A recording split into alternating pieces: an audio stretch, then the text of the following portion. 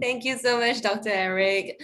That was definitely a very interesting start, everybody. So I hope that all of you are applauding for Dr. Eric well behind the screens. Dr. Eric, we see quite a bit of comments, and then praises for you. Thank you so much for starting today's session on such a wonderful note. And of course, everybody, a very warm welcome to the Smart Nation and You Let's Learn webinar on UX in digital transformation, a capability for the future. My name is Karen and I'll be your host for today. Now, everybody, Singapore's Smart Nation initiative is all about using technology to improve the way we live, we work, and we play. And to realize this vision, it is important for Singaporeans to be equipped with digital skills so that all of us can take advantage of new exciting job opportunities, especially during this period of time when many of us are concerned about our livelihood. Now, this is why the Smart Nation and Digital Government Office and NTUC LearningHub are glad to bring you the Smart Nation and You Let's Learn Festival. NTUC LearningHub is proud to be the official continuing education and training provider, powering this Let's Learn segment of this exciting event with something for everyone. Now, today's webinar is on UX in digital transformation, a capability for the future.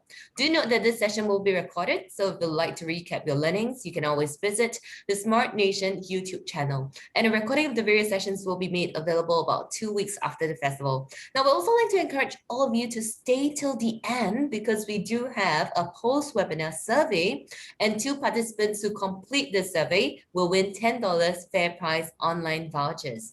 Now, our speaker for today, I believe you have already met him. He is the wonderful Dr. Eric Schaffer, the world's thought leader and global evangelist for mature and industrial strength user experience operations with methodology, tools, standards, training, certification, and cost-effective staffing. Now, he has been working in the UX field since 1977, so you are in absolutely good hands. He's very wise about UX and very wise about singing as well.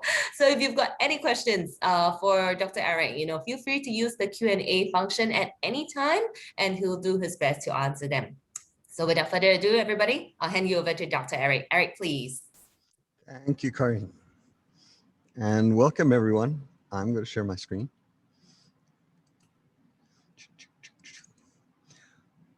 So I want to talk to you today about a capability. It's a capability for the information age. And it's a capability that you can have as an individual that supports your career or even becomes your career. It's a capability that's really powerful and really critical for what's going on right now. It's a capability that's also important for your organization. And so having a company, whether it's a bank or an insurance company or a government organization or a manufacturing facility that has this capability is a major differentiator today. It's what makes companies succeed. And even for a country, to have a country known for creating usable solutions, accessible, intuitive solutions is something which is very, very powerful. And I want to talk to you about what makes that up, why it's important, how to do it, how to set it up in an organization. And so we got a lot to talk about, that's for sure. So if you read magazines, if you read newspapers, what you're going to see is people are talking about experience design.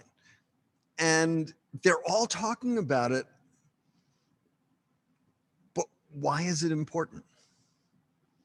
It's important because together we're crafting the way we will exist in the future. Literally, it's as big as that. So when I started in the field, later actually, we started having email, and you check your email a couple of times a day. And if you were being tortured by technology, it was okay because it was just a couple of minutes a day. Now we're online all the time. And that's even becoming more and more intense, more and more important.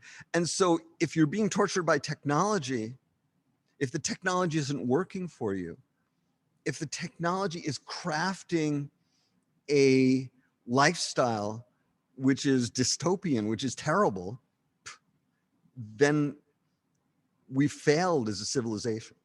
And so it's our job as experienced designers to craft that new experience, to harness technology in a way where it really makes a difference for people. That's what this is about.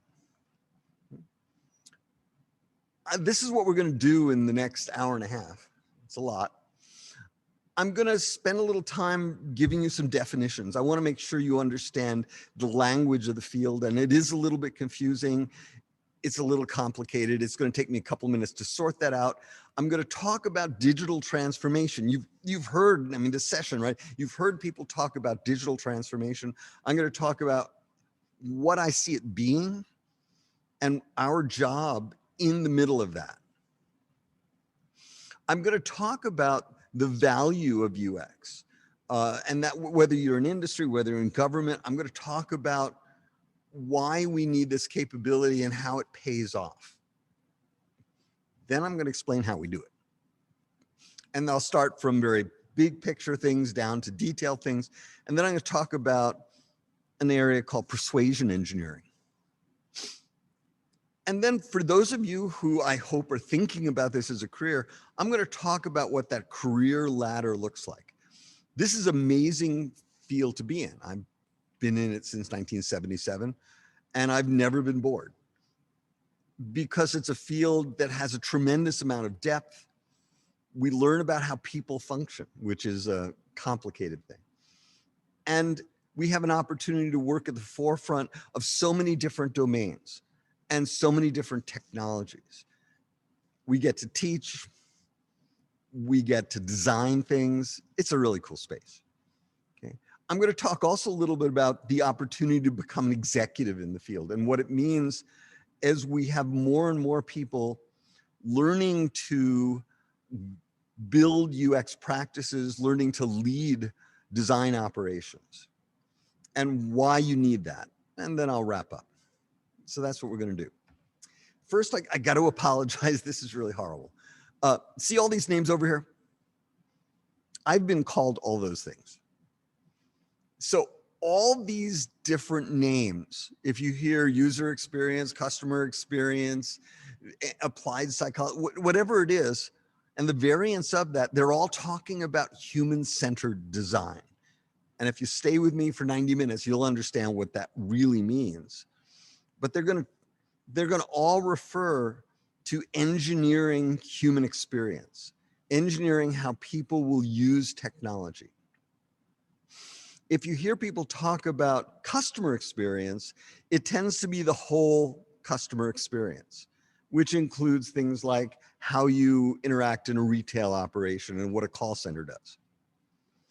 If you hear user experience, UX, that's focused on the digital experience and how that works. And it turns out from a career point of view, the UX work is a bit harder to do. In fact, it's a lot harder. You can learn sooner to be a customer experience person if you hear, so I won't be able to stop when people raise their hand because there are a lot of folks, but if you put questions into the Q&A, I will be stopping multiple times. We have somebody who's going through them. So please feel free to put your questions in the Q&A and I'll try to answer that. And I'm going to answer some of those things before. So customer experience, it can be designing the whole thing. In many cases, it's really measuring the whole thing. So you'll see people who say, you know, I do customer experience, but what they're doing is testing how good the customer experience is, which is a good thing to do. But measuring it is not managing it. And so that doesn't make it better. Measuring it just gives you feedback. And so it's often the UX team that's really making things better. See, I told you I'd get in front of you. You've heard the term design thinking. By the way, I hate the term design thinking. Okay, I hate it because it sounds like all you need to do user experience design is think about it. Yeah, just think a little differently. We can give you like a pep talk and you'll think differently about it and it will be fine. And that's not true. UX design is an engineering discipline. It's not just thinking differently or being empathetic. We're talking about engineering human experience. You're going to get that today. Beside that, design thinking, as developed by Stanford, is not a way of building new systems. You can't build a new banking application with that. Design thinking is a method for innovation, and as such, it's fine. It's okay. So design thinking methodology is for innovating, coming up with ideas for new systems, but it doesn't design the system. CX and UX design do that, okay? Business as usual does the day-to-day stuff of making banner ads and stuff like that. And then you may also have heard of customer journey mapping. And customer journey mapping is about primarily following a customer, going through an interaction. And if you hear that you have a customer journey mapping team, or I'm a customer journey mapping professional, what I'm doing is analyzing people moving through a customer experience and trying to fix individual things. That doesn't build the system, but it does fix problems with it. So these are terms that are important to understand. Okay. You know, it's interesting. You know, Karen said I started in 1977. But when did the field start? The field actually started during World War II. 1940, 1942, that's when they first brought in psychologists and said, how do we design cockpits so they're standardized and so they're easy for people to use? And there's a whole generation of people that did that are gone now. They're all retired or gone. And those are the people that I learned from. And there's a whole generation now of people that I'm helping to teach. And what that means is that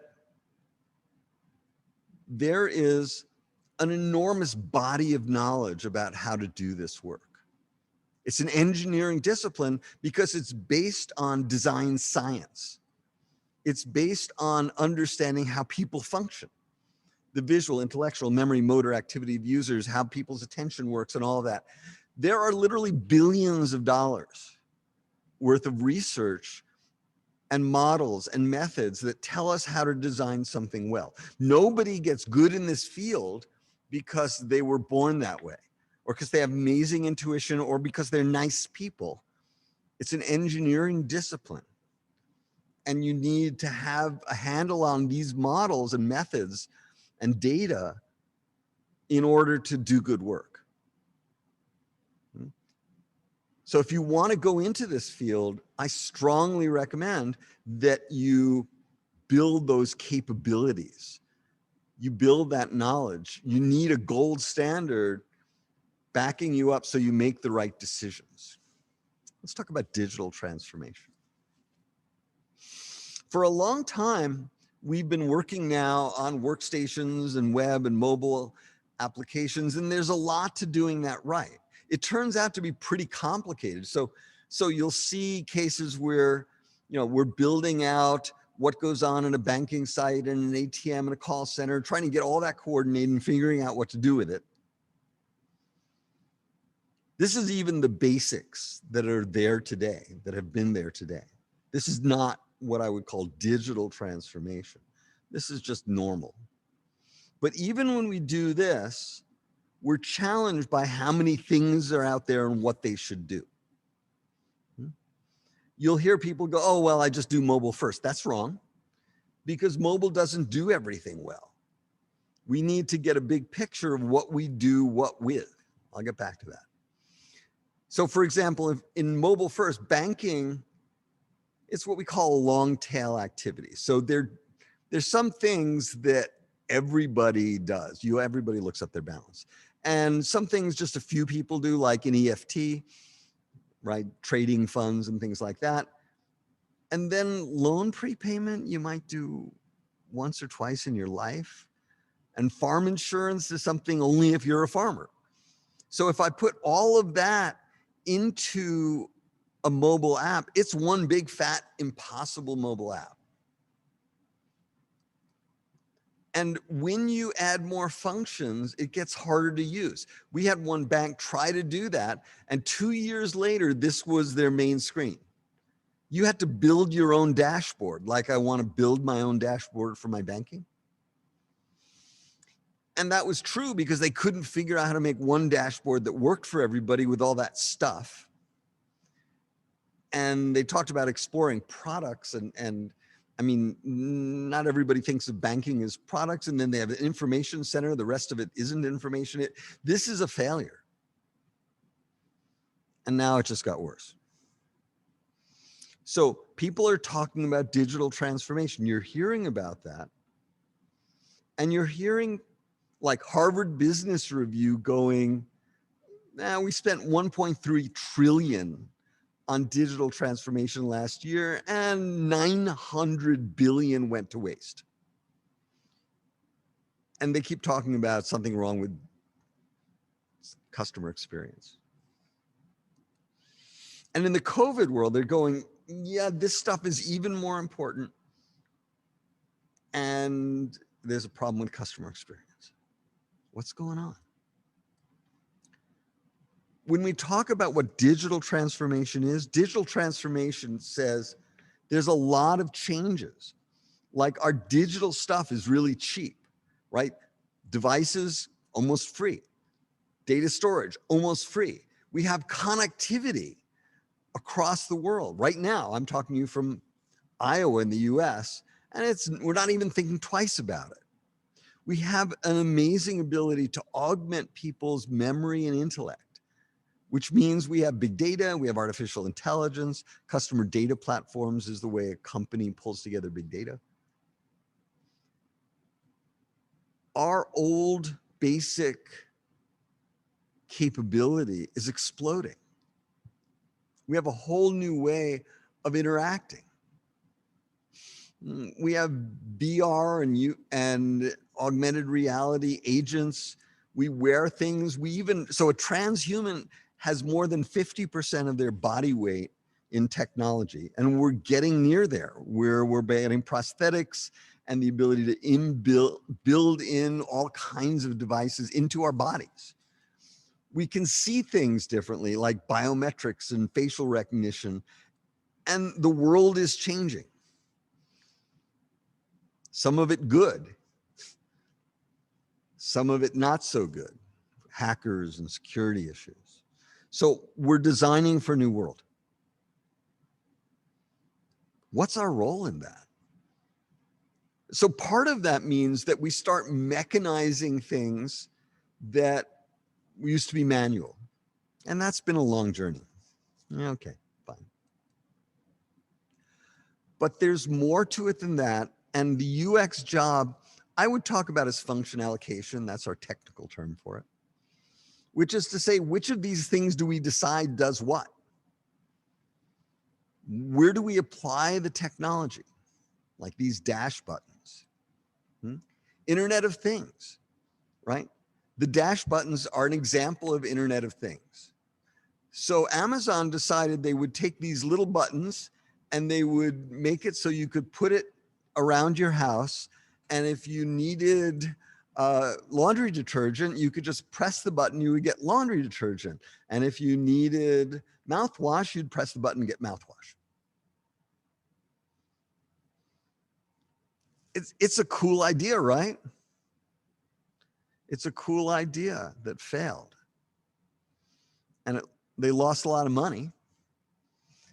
And it failed because they didn't have a UX team to look at it and go, is this something people will really want and use? Does it fit in their lifestyle? First of all, they cost $5 each. Is it worth $5 to like press a button and get mouthwash? And do I really want these little billboards stuck around my home? They don't give you control of the price. That made it illegal in Germany. So you press it and it's just, you just spent, you don't know what. And people do want to find good deals and try different products. It's easier to just say, I'm subscribing for that coffee, send it every month, then it's no clicks. And if you're out, maybe getting your mouthwash or toilet paper the next day is not soon enough. They're not child safe, they're not aesthetic, and they're difficult to maintain. All of these problems would suggest to us this won't work, and it didn't. So our job as UX practitioners is partly to say, what do we do with digital technology? Where does it really pay off? You know, and we're understanding how quickly people type, they're typing faster. All of this is part of our decision making.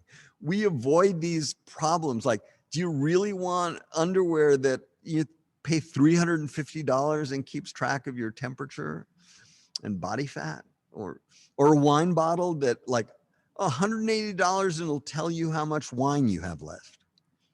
Or the best one is like, do you need to know how many inches of dental floss you're using? So there are all these bad ideas. It's our job to harness the technology to do the stuff we want.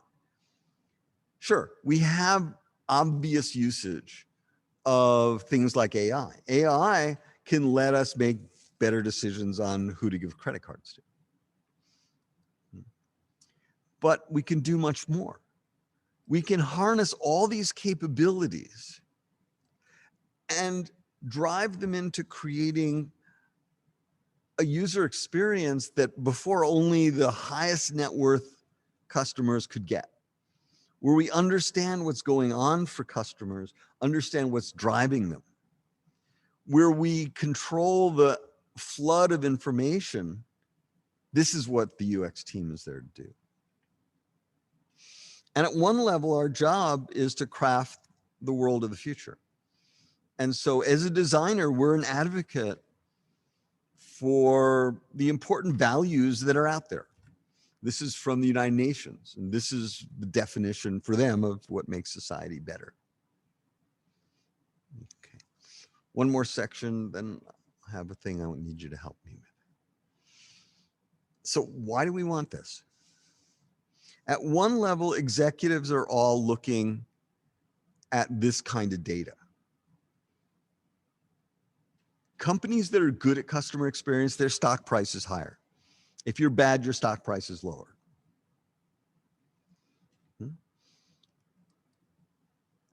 This is a fairly new one from McKinsey. They're going, if you're in the top quartile, the top 25% of companies in customer experience, you will return about 25% more to your shareholders. So companies do better when they're good at this stuff. And it's not just the US, right? So this is the UK, and they're saying the same thing, right? Shares that are better at customer experience, they do better in the market. We can measure customer experience concretely. As a practitioner, you'll look at it and go, I can get people to do things faster, make fewer errors.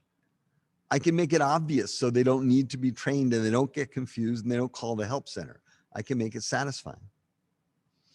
This is the classic usability measures. And as you're engineering in this field, this is core metrics that we work on.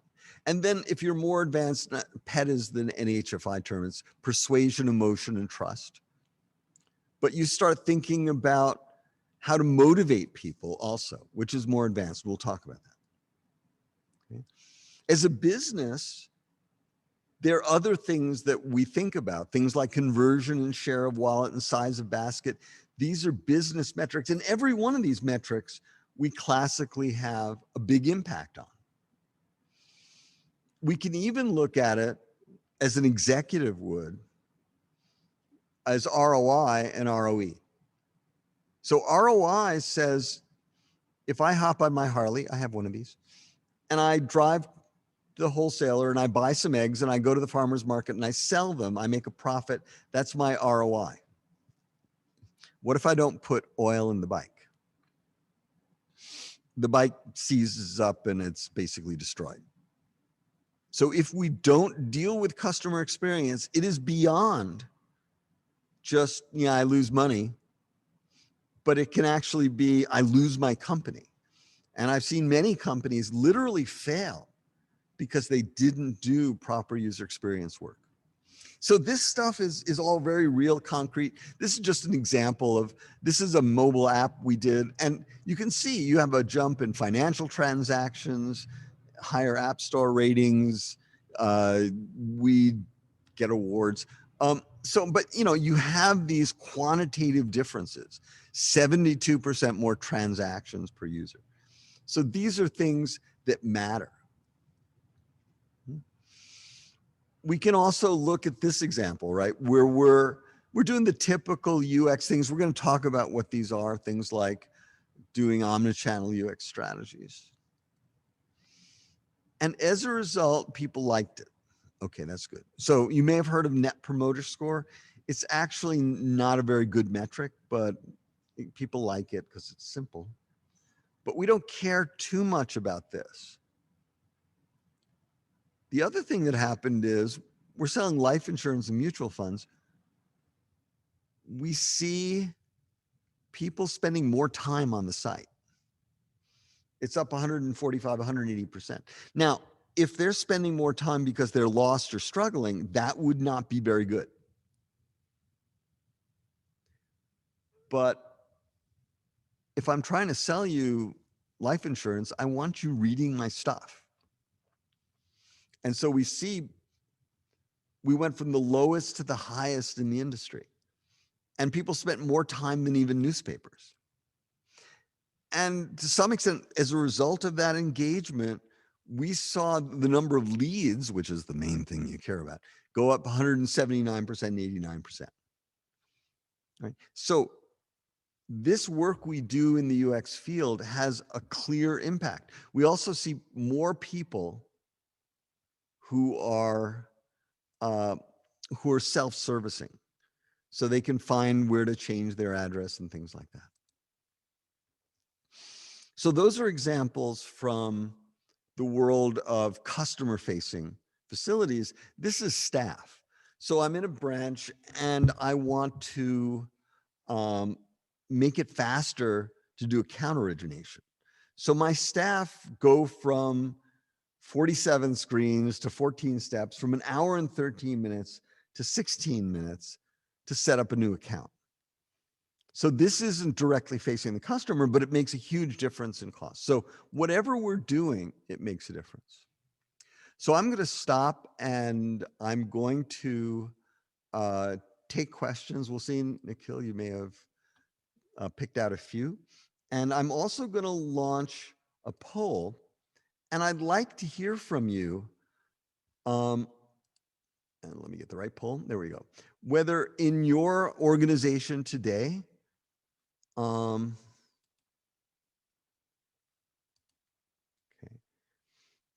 your organization today, is UX seen as important or not?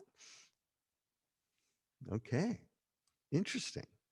Okay, so quite a few have strong recognition. So that's actually not that surprising for me, because today executives are seeing this data and they care about it. And I still see quite a few who need to work on that. Cool. So have we got some questions that I should take a look at?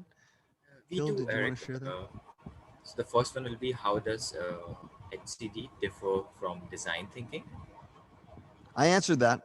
All right. And then we have, is it right to say that user experience is more focused on the technical aspects, whereas CX is more focused on functional aspect? No.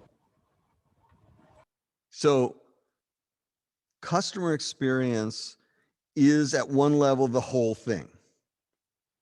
The entire user experience, including the manual channels, the emails that go out, all sorts of things. The user experience tends to be involved in using the digital channels. Okay, so that's what it's about. They both are involved in functions. They're just functions in a different environment. Thank you. I guess there was the similar question, what is the difference between user experience and CX? I guess that is the answer.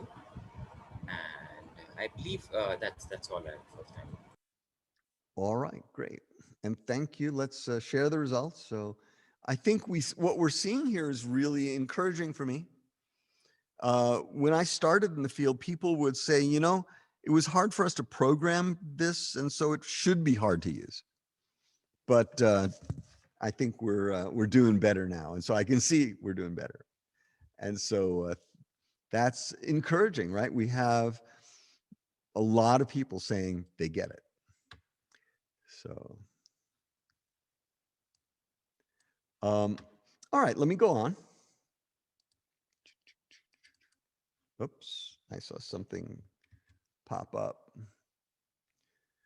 Oh,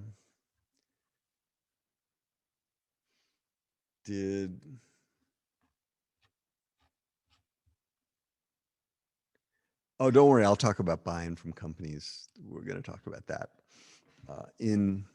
about the scalable practice. So we see CX is important for a lot of companies. That's cool. Let's talk about how to do it. You know, what do you really do to make this work? So I'm going to talk about omnichannel strategy. I sometimes talk about it as a North Star. What is the organization about? I'm going to talk about structural design. So if we're building a website or an application, anything, then the container, the way that I move around is very important. Then we'll talk about detailed design testing. And finally, the dark arts of persuasion engineering, how we can influence customers, how we can influence citizens. So the first thing I'd like to say is that there's no such thing as doing UX. If anyone has that, it's not like you sprinkle UX dust on something. What we do is we do a set of very clearly defined projects, everything from strategy and innovation, high-level design, detailed design, validation, all of that. These are all different methods that we use, and each of these is a clearly defined type of project. The core is this. So you've heard of a technology stack. And if you sit down and you're going to build something and you start talking about the technology stack, I'm talking about the middleware and the core banking or the core insurance, and I'm talking about the presentation layer. If you start with that conversation, you're doing technology-centered design. And you can bring in wonderful UX practitioners, but they're going to only be able to patch things. I would rather do human-centered design, and human-centered design is based on a customer experience stack. So the customer experience stack starts from the other side. It doesn't start from what is the database, it starts from what is the customer's ecosystem. Who are they? What are they doing? What are they experiencing? Based on that, I can figure out the deep thing, what motivates them. And then how I can work with that motivation and how I can make the channels fit together and make sense. And then I can build the channels and the touch points and all that. So the customer experience stack is what it's about. And at the deep core of the customer experience stack, we need to be able to answer a question.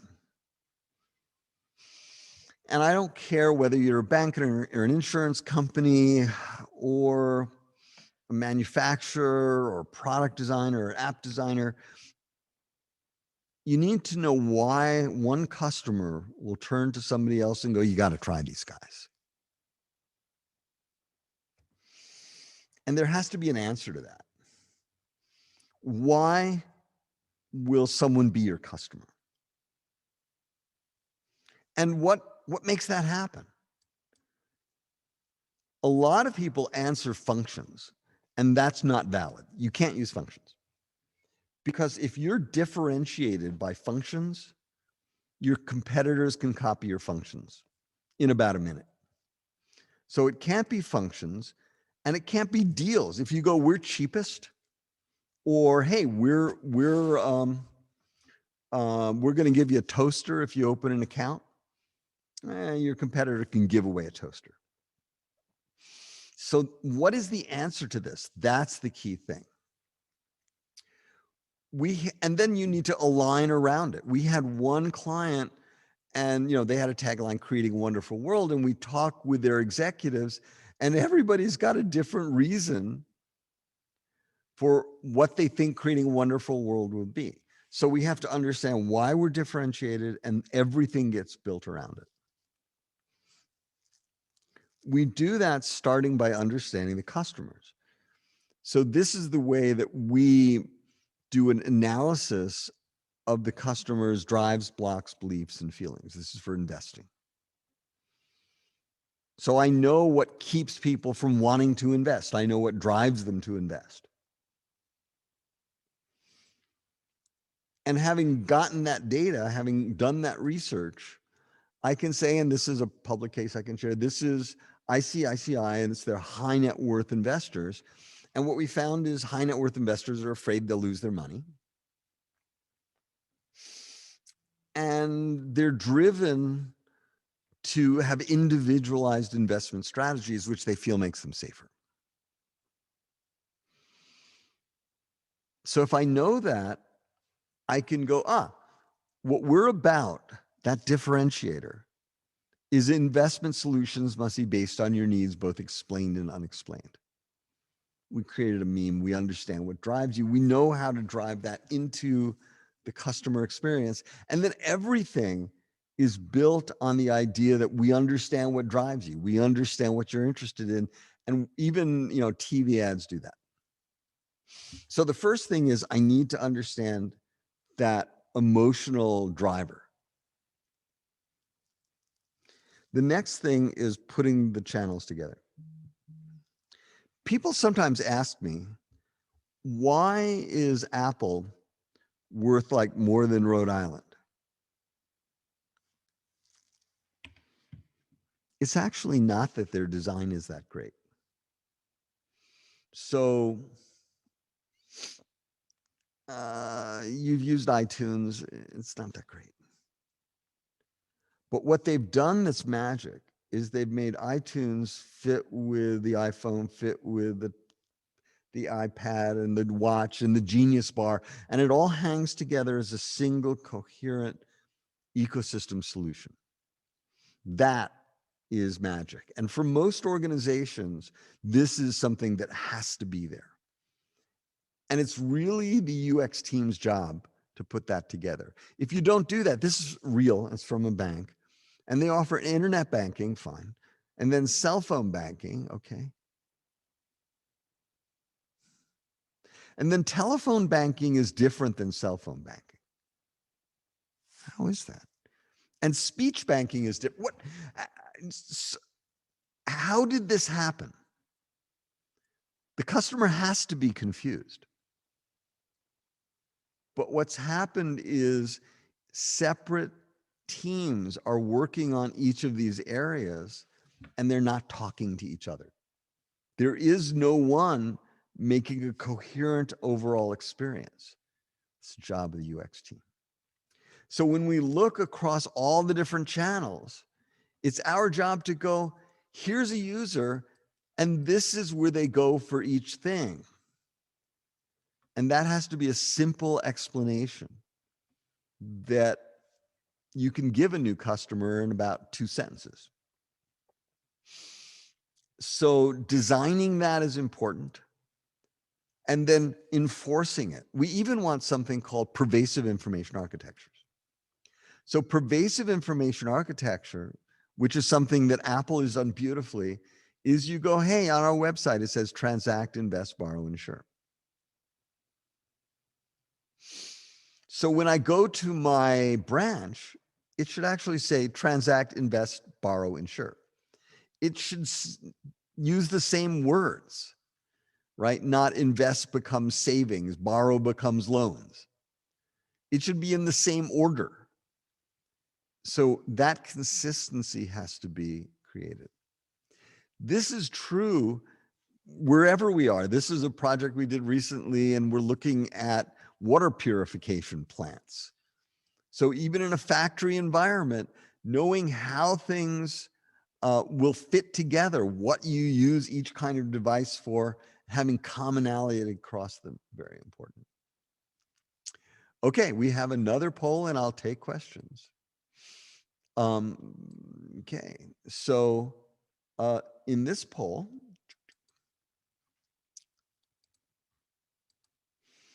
I'll ask, do you have a North Star like this? Do you know why your company is different? What is special about it? And do you have an idea of how the channels will all fit together to accomplish that? Okay, suddenly we have a lot fewer saying, yes, we're fine. Let me see if we have questions on that. Nikhil? Sure. We have the latest one. Does all these process require AI functionality for it to function it well? No. So what we're talking about is something as a UX designer you create. And we have a process for going about creating that. AI can be part of the solution. So it is a tool. It's just a tool. And so our job in the UX field is to know how to deploy AI to create the kind of emotion we want. Okay. Other things, Nikhil? Yeah. So there is one from Arumugam saying there are many companies who are more interested in user experience alone and do not spend enough time on entire customer experience. They only focus on product itself. This is evident for companies like Apple, in my opinion. What are your thoughts on it? So traditionally, Apple did pretty well at that. This idea actually went back to DARPA uh, in the early days, and DARPA is the American military research group. And what they did was they said, we need to build systems of systems. And so for the military, they made everything fit together. So the experience and the systems used by a soldier, same as somebody who's a commander, they all fit together and they may not be the same. Same as a command control system. All those things fit together. I'm going to end polling and just share that, hey, a lot of people, many have many ideas, but we're not done yet. Okay, so so it is something that is our job, and all those tools in the area of digital transformation, they're just tools that we use to create the emotions we want, the experience we want. Okay, other questions? There's one from Kai. How do we assess user experience is improving every time when we are launching a new product or improved user interface during the process of proof of concept? I'm sorry, I didn't understand the way that question. So I'll just repeat. How do we assess user experience is improving every time whenever we are launching a new user interface or How do we improving the assess current that one? it is improving every time? Okay, I get it. Yeah. So that's something I'm going to talk a little bit about metrics and usability testing. But what we do is we design, but we also have to do various kinds of testing, metrics. And so there's a whole world of things we do that get us feedback to validate whether we're doing a good job. The interesting problem there is that no one metric does a great job alone. So what you end up with is a dashboard of things that will tell you if you're doing well.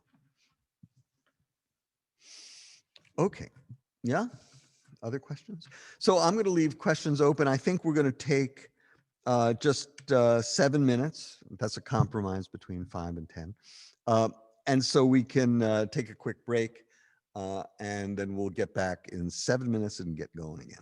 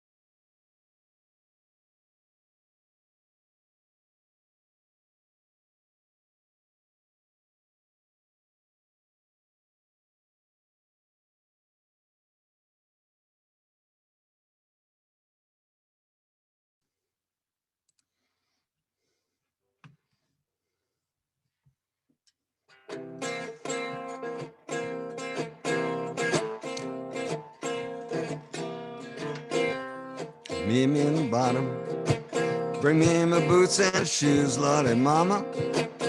Lordy Mama, meet me in the bottom. Bring me my boots and shoes. I'm gonna leave this town, ain't got time to lose. Oh, well, the woman that I love took that train and gone, Lordy Mama. Lordy Mama, the woman that I love took that limit and gone. And the woman that I hate, see her every day. Oh, well, meet me in the bottom. Bring me my boots and shoes, Lordy Mama. Lordy Mama, meet me in the bottom. Bring me my boots and shoes. I'm gonna leave this town, ain't got time to lose.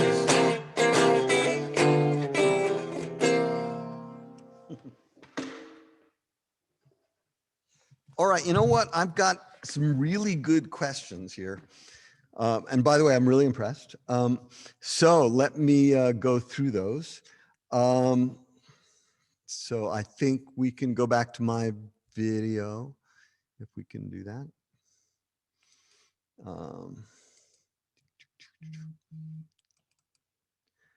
And then I'll stop sharing. There, that's me. Okay, Eddie, thank you. So what's the difference between UX and UI? So UX tends to look at the bigger picture of what people are doing around the technology. So we're looking at not just the individual interactions on the screen, but a bigger sense of what's going on for me, what things I need to get, what my scenarios are that I'm in, what environment I'm in. The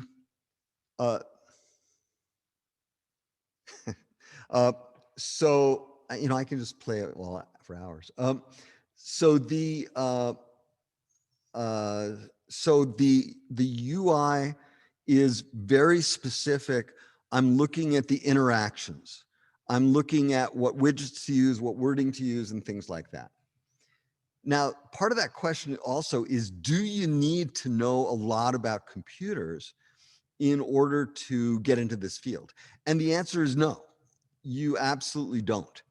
It's good to know something about them, but it's a double-edged sword, because if you know really a lot about computers, you tend to get kind of locked into thinking about things from the computer viewpoint. And so you have to be careful about that. And so now you don't need years and years of experience in order to get into this field and do really well. So that's that. Let's see what else we had.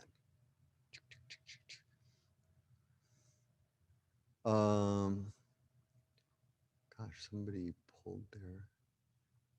There we are. Okay. So how do we ensure in a big transformation project, CX and UX designers don't overlap each other? That depends on how it's set up organizationally. And so many organizations go, okay, the CX designers are worrying about the metrics and the UX designers are building the channel. If you have a overall CX UX operation, what they're really doing is sometimes called service design, which is everything, and they're truly designing everything. So coordination is important, but the UX people tend to be involved in primarily, like, we're building a banking website or an authenticated site or the actual equipment. Do you need to create a differentiator for each channel? No. In fact, you don't want that. What you want is the channels to create a single relationship with a customer that is not, the last thing you want is, and it's typical, right? You go to the public website and you go, this is, this is an amazing company. It's about one thing, and then you get the authenticated site and it's completely different.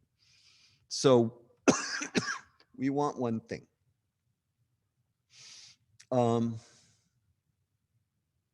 So another question is, how do we involve UX in service-centric industries such as food and beverage, restaurant, where physical contact is key? It's funny, we're just starting a program which is for a huge set of restaurants in travel spaces. So we're actually doing that right now. And those restaurants are expecting to have mobile applications and things like that. So if you're talking about, I want to take my staff and have them behave better with people, they need training and so on. But there's a digital side to it, how ordering takes place, all of that. And we're starting that just right now. Okay, when designing anything for customers, how much involvement and how many customers must we interview before getting a fair amount of relevant information? We need to develop a good product. Great question. It is fewer than marketing people use. So marketing people tend to study many thousands of surveys. We don't do that. We tend to get thicker data, richer data with fewer participants. The number of participants you need in research is something that varies depending on the diversity of the populations and also depending on the criticality of the situation. So when lives are at stake, we do more research. Good question.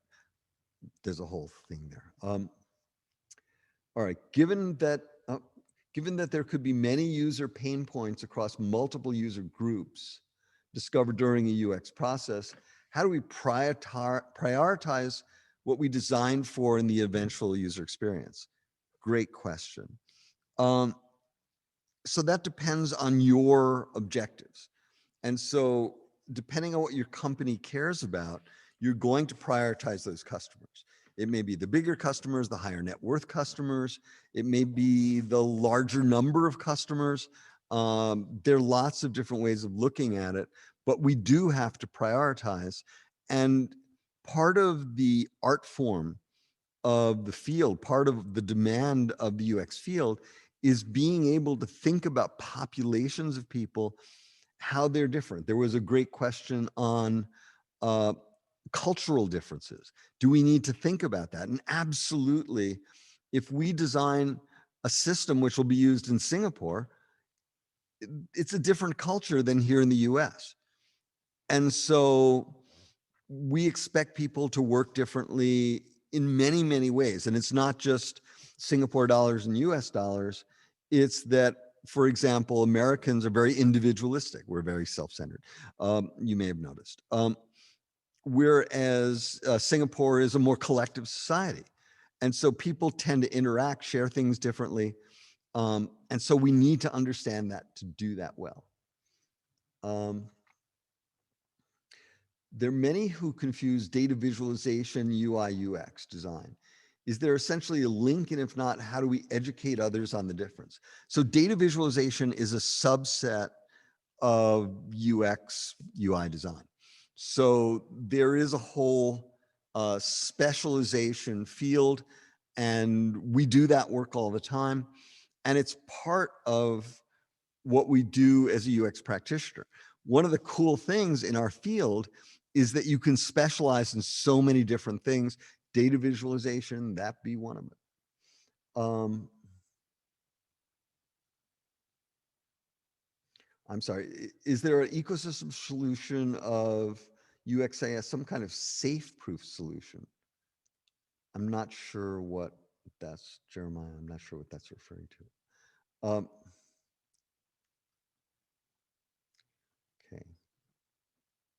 Can a graphic designer be a UI designer? That's a great question. So the answer is that I've seen many graphic designers get UX design capabilities and become wonderful. Those skills complement each other, but be aware that they're very different. What you learn in visual design school is different from what you learn in UX school. So the principles, we're looking at different kinds of things. So And it's a wonderful add-on. If you're a graphic designer, get UX design capabilities. So yeah, so as a question, do you need technical experience to start in the UX field? The answer is no. So I've worked in every technology you can think of, and I don't know the depths of how those technologies work. You know, whether it be Angular now or COBOL then, it's not my job to know that. My job is to know what the user needs and what will work well for the user.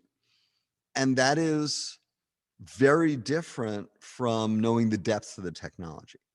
At the same time, you need to learn about how the technologies work and be facile with it. That comes. But if you have UX skills, you can work in any environment at all. Agile Scrum should be applied to optimize and exploit potential and ensure best collaboration among teams. So, okay. So Agile is a method we know how to work in. It is not a wonderful thing from a UI point of view. And there's special things you need to do to make sure it works okay. So for example, when we're working in an Agile environment, you always have to design a sprint or two ahead, or you end up being really mad at the UX team because they keep changing things on you. Okay, I'm getting so many great questions. I'm almost at the end.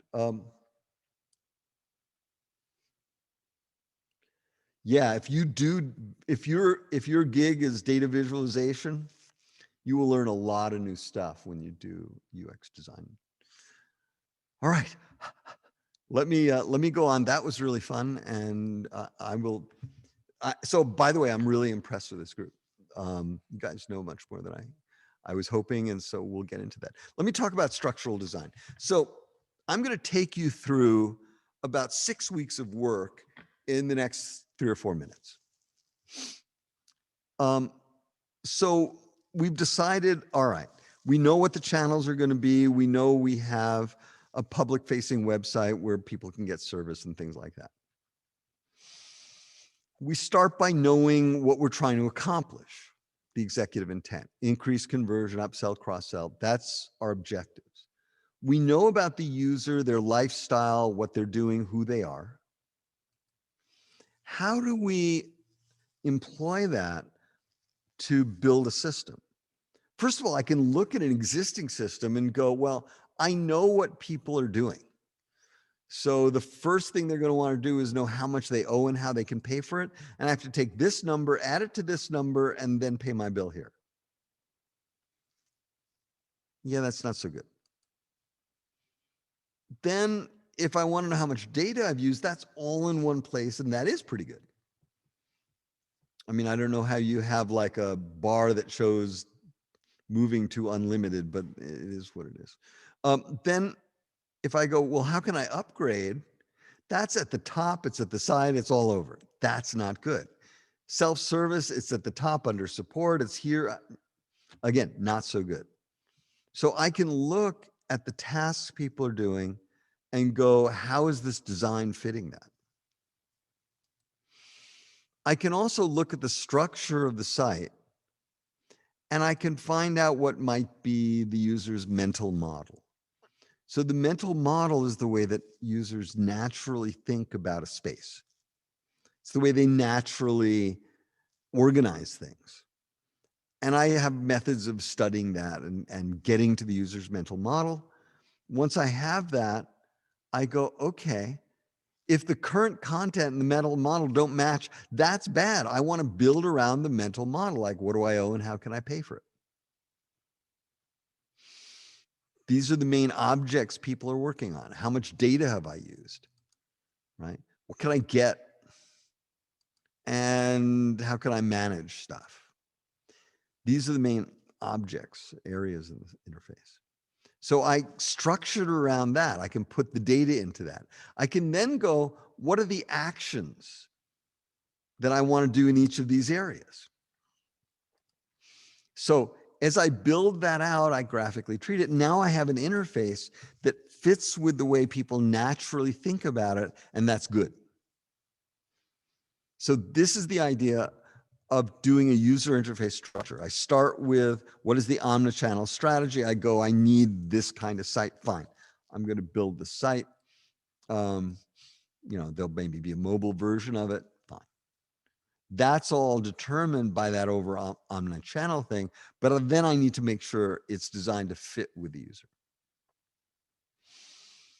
Once I have the structure, I have to design individual pages and test them. I got to show you this. This is brand new. Citibank lost $500 million. Oops. That's pretty serious. Why did they lose $500 million? This screen. So it doesn't take a UX engineering training to look at this and go, that doesn't look real clear. And the problem had to do with these check boxes that are atypical and interacting in weird ways. But this is what cost $500 million. So the structure is important, but the detailed design of pages is really critical too. I got to tell you a secret. So when we design pages, a lot of people think they're designing a screen.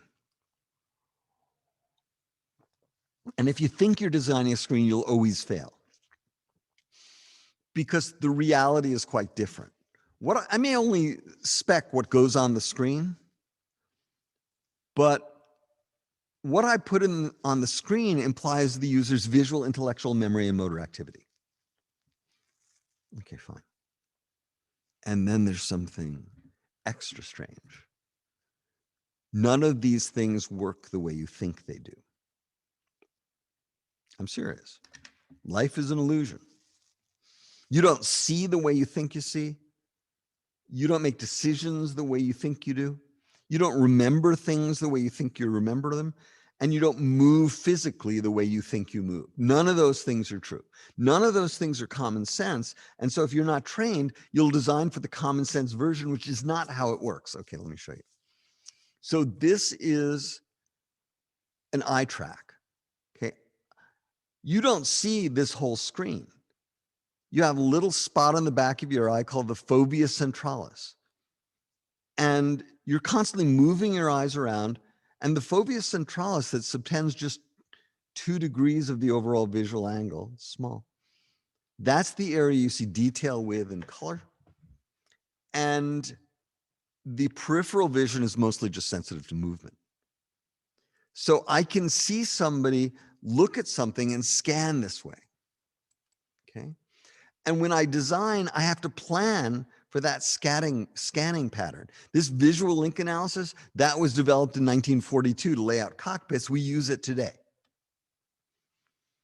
So I can optimize for the user's scan pattern. I can also understand things about it. Like look at these 2 ads and think, which is better? Top one or bottom one? The only difference is her eye. Now, most people tend to say the top one. And if you said the top one, you would be wrong.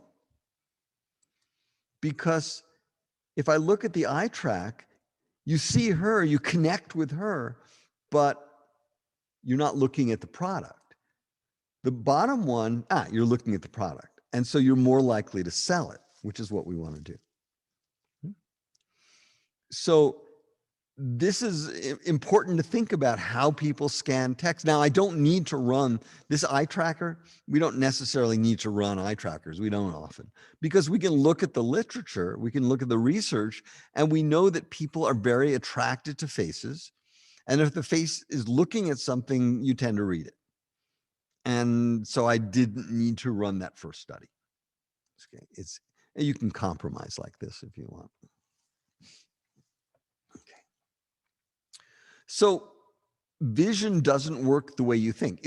Your brain is nothing like a camera with a film. It's not like there's some matrix, like you have an LCD or something like that.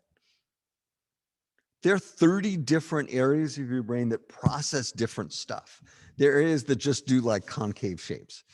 And there's a very strong area that just does faces. And it only processes faces. And it makes sense because it's one you develop from the very beginning. You want to recognize your mom so you can smile at her and she won't eat you. But let me mess with you just for fun. So if I turn a face upside down, you will not process it through your facial center. I'm just going to turn this image right side up, and then it's going to go through your facial recognition center. I'm not messing with you. This is the image. And here it is. Here's the other one, right? That looks fine. Now, not so much. Your facial center is very sensitive to expressions. And so you don't pick it up until it goes through that center, and then you do. So the point here is that when I'm designing, I need to understand human vision. So for example, if I put text in all capital letters, it's not just that it's shouting, right? It costs 14 to 20% in reading speed. And that's because the ascenders and descenders on the lowercase letters give each word a distinctive shape, which aids in recognition. If I make everything all capital letters, everything's shaped like a rectangle, it's slower to read.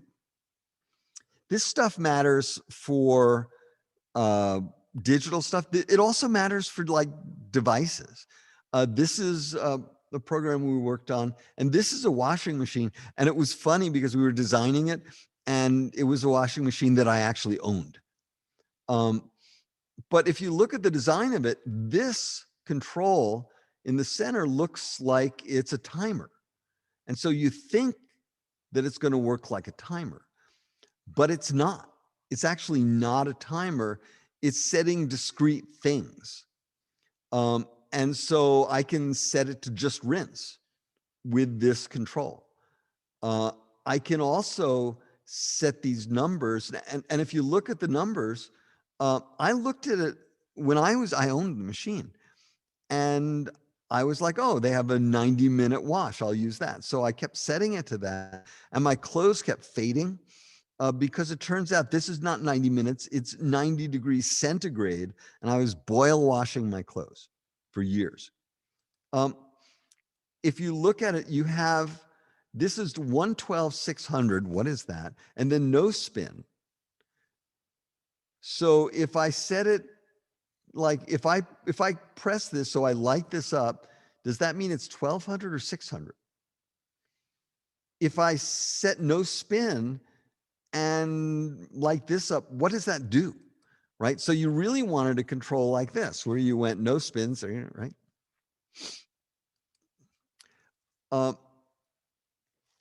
And then they have wording like, I'm not clear what that refers to. I'm not sure what super 30 is. So I don't know what that means, right? So, one other thing. Yeah, so if you look here, there's a start that's a circle and a start that's a kind of a triangle. So I love that. So this detail design stuff matters. Last area I'll talk about here is persuasion engineering. So we talk about usability. Can I do it? And that's part of user experience. But there's another part we talk about as PET, persuasion, emotion, and trust, or persuasion engineering, or emotional design, which is about will I do it? So can do, will do. And it's different stuff. It actually has a somewhat different set of research behind it. Now, part of what we do is we make things look better. This is a redesign we just did. This one we just coded and put out, right? So this design looks better than the original. Okay, great. But I want you to think for a minute about the most valuable web properties on Earth. Do they look pretty? Not so much. but they're compelling for other reasons. So we want things that look good. It builds trust and so on. So these kind of designs are, it's worth it to do graphic work. Okay. But it's more than that. Let me show you a weird one. So this is one we did, and I was personally leading that project. This is the old one. This is the new one. They don't look very different.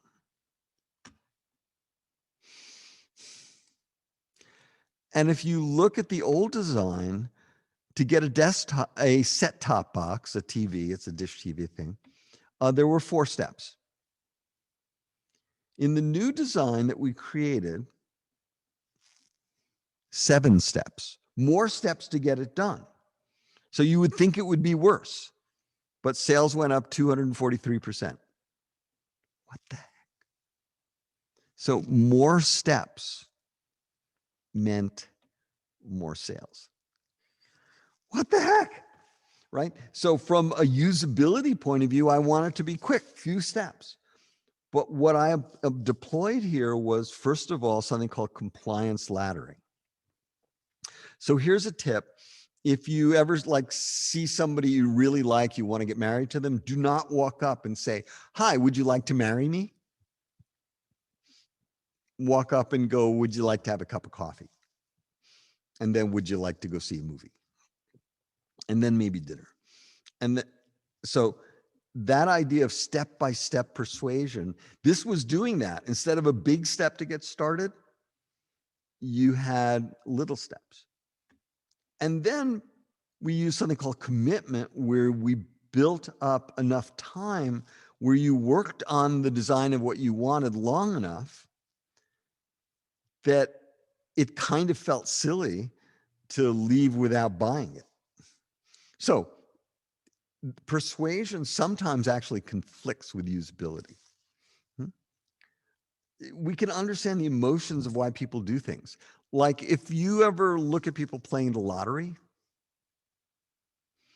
you might think they have trouble with math, but they don't actually. They actually know they're not going to win. It's more like spending money on a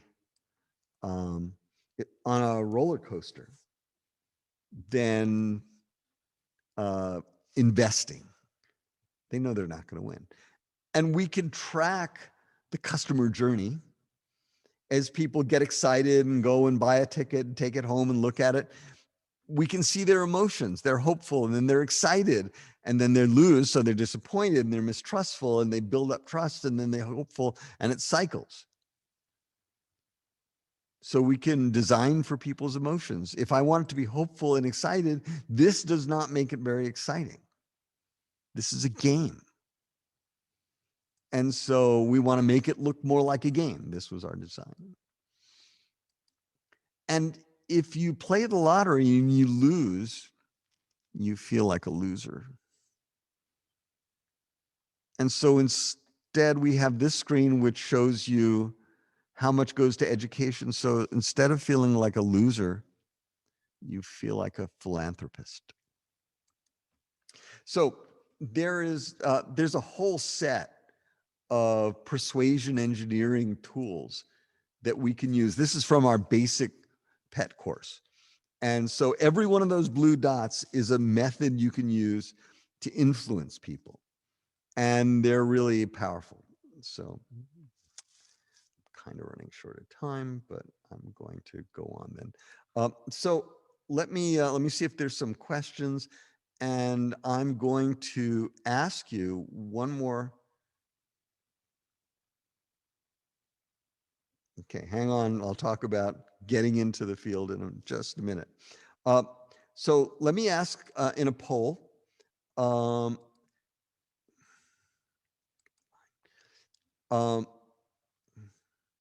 no, that's not what I wanted to do. There we go. So I'd like to ask whether your design quality is where you'd like it to be. And then I'll take questions. Nicole, do you have questions for me? Yes, Eric, we have one from Kai. What are the journal tools or application knowledge to pick up from user experience? For user experience, I'm sorry. So I'm going to share more about that in just a couple of minutes. Literally, I know we're near the end, but I will make sure to talk about that. That's next. Right. We have one more from SM saying, when considering different vendors or consultant project proposals, what are the most important criteria you would consider as a UX insider to decide to choose them? So you want to find people that have real UX engineers, and you want to find people that have a UX practice. And Nikhil, if you can link up on our website, you can show the link. There's a whole list of things about how to pick a UX. So I'll share the our Share website link over there. Thank you. Okay. We have one more from Sharon. Are there any cultural factors that should be considered in user experience design? Yeah, and so I talked about that already, right? So there is a whole subspecialty of cross-cultural design, and it is a fascinating area. Apala Lahiri, who's our chief of technical staff, she's a known expert. If you read her stuff, it's really interesting. Okay, let me end polling. Anyone else? Okay. And let me share the results. So it seems like people are not too satisfied with where they are in terms of design work. Some good, but it's not consistently good. So if you're an engineering firm, you really want it to be consistently good, which is what this is about. All right, let me go on. Let me talk, and I've gotten a bunch of questions coming about this, about the career ladder for UX design. So the first thing I would say is it's a great field to be in. So maybe 20 years ago, when I first went to India and I started doing work out of there, we were planning projects and we found that the budget for UX work was about 10%. So you needed about 10% of your system development staff doing UX work. Recently, that changed. So IBM, right? They're not real hot, cool guys, right? IBM, in the last 5 years, went from 1 UX practitioner to 72 engineers to 1 to 8. And that's part of that. So we had the technology.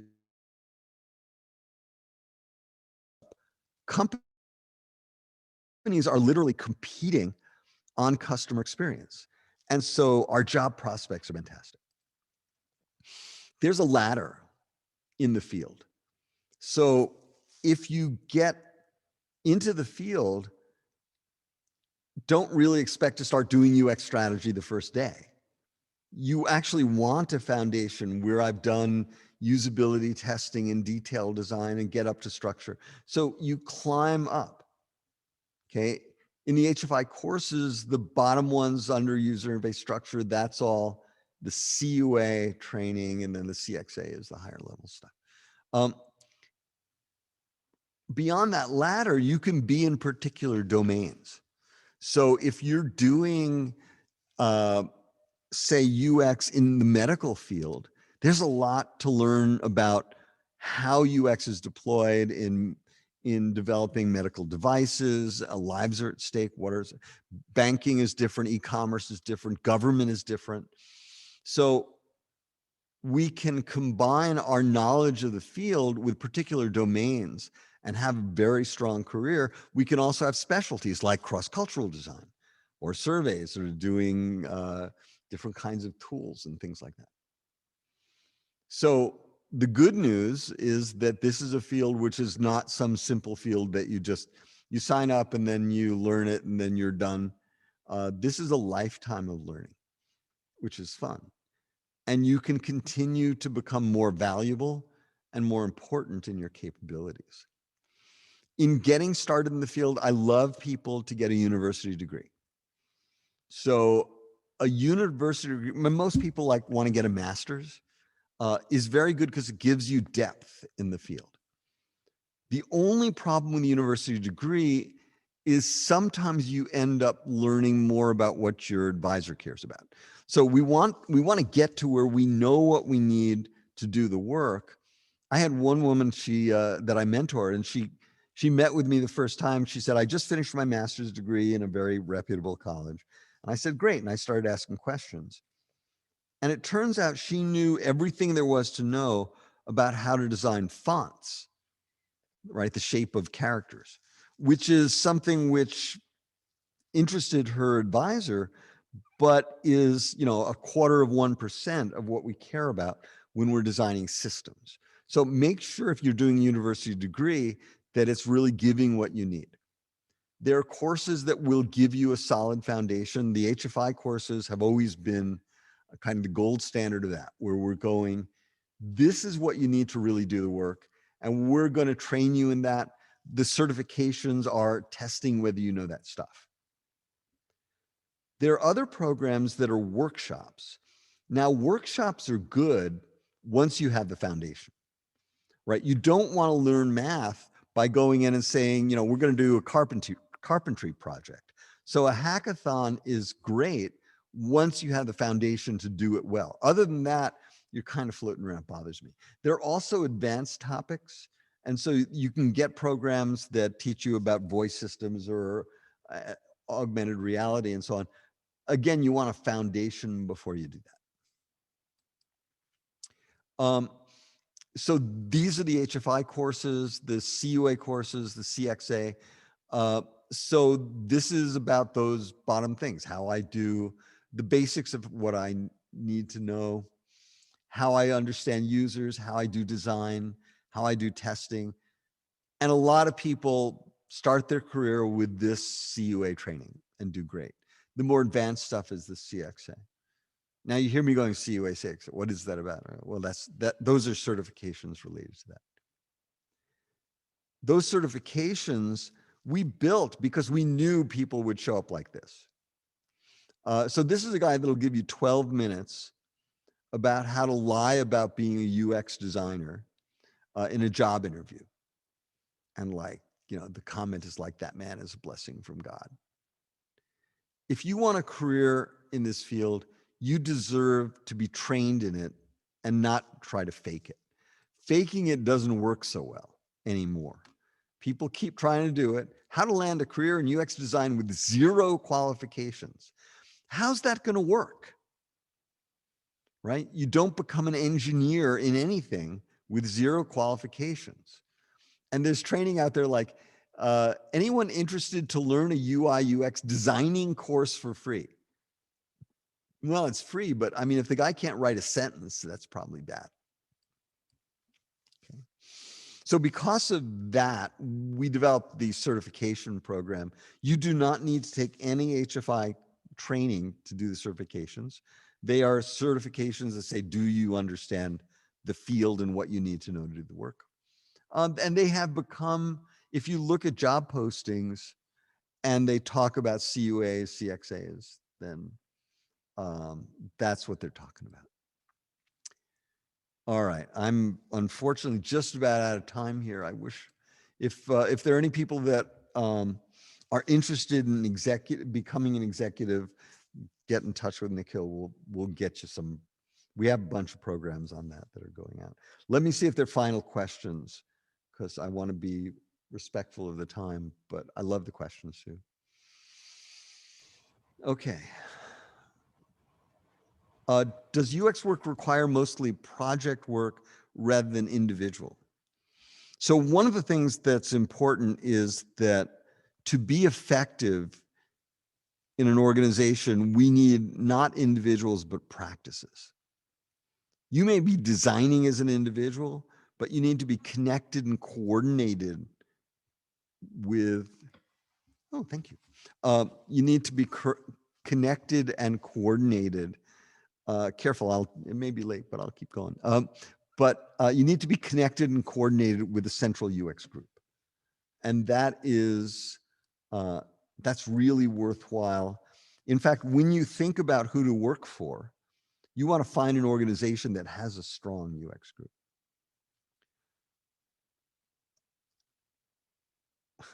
What is the rule of thumb for stopping point of UX? Meaning to say, at what point is good enough and anything more seeking perfection? So this is the problem. Do I just keep designing and testing forever? And the answer is no. There is a level at which it's our job and responsibility to avoid train wrecks. And so it is the case that we've seen clients where we go in and we do a usability test and we come back and say, you cannot release this because bad things will happen. People are not understanding how to use it. It will hurt your reputation.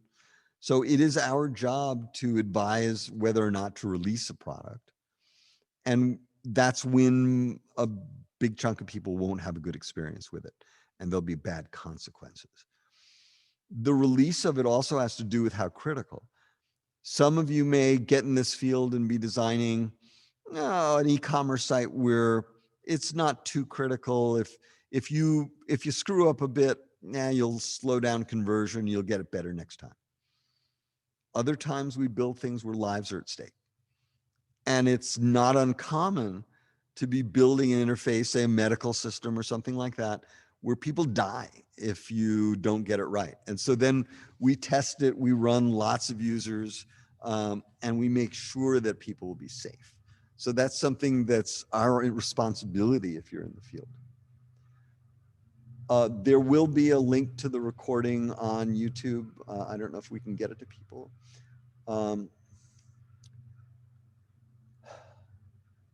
So what are the most important course topics to be covered in a bachelor's or master's degree? So the foundation of what we do is psychology, cognitive psychology. I need to understand how people process information. I need to understand how the eyes work. So in our foundations courses, right, we talk about visual, intellectual, memory, motor activity, and really understand how they work. And because they work differently than you'd think. Like you make decisions on how you move in 3 different areas. If you've ever touched something hot and you jerked your hands back, you didn't think about jerking your hands back.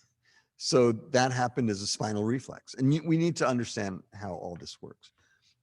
So that's kind of core to it. And then there is the focused specialized thing of human computer interface design, which is an area you have to have, or you just have the theory and you understand people, but you don't understand how to build stuff with it.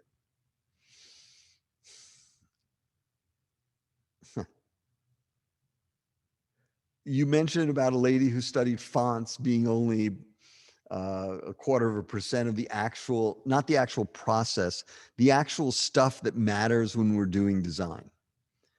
So what are the specific topics? Come on, my screen just jerked on me. What are the specific topics that matter? This is the thing of, I need to understand how people function. I need to understand how to design navigation, content, interaction, presentation, all of that. Getting a solid foundation means that you can go to any environment and apply that, because you're not worrying about, Angular very much. You're worrying about how people are going to understand something, how people move, all of that. Nikhil, are there other ones we should take a look at?